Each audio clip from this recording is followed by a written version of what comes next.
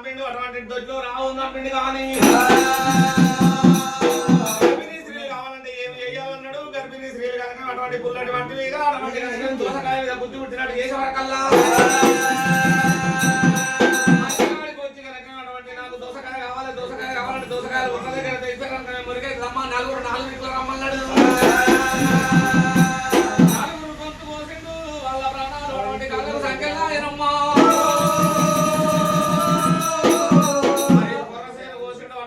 మంచిగా వండి అటువంటి పంట మంచిగా వండినప్పుడు ఏదైనా ఒక శుభకార్యం వేయాలన్నాడు. ఉత్తరం రాసినప్పుడు చిన్న కొడుకు ఇస్తాడు కానీ పెద్ద కొడుకు ఎవరు పిల్లలు అంటున్నాడు.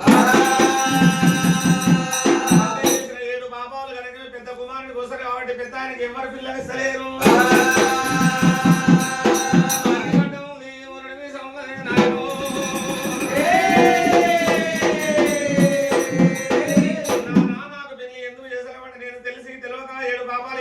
ఆ పాపాలు నీ కళ్ళకు సంఖ్యలేని లగ్గము కాని సలవురా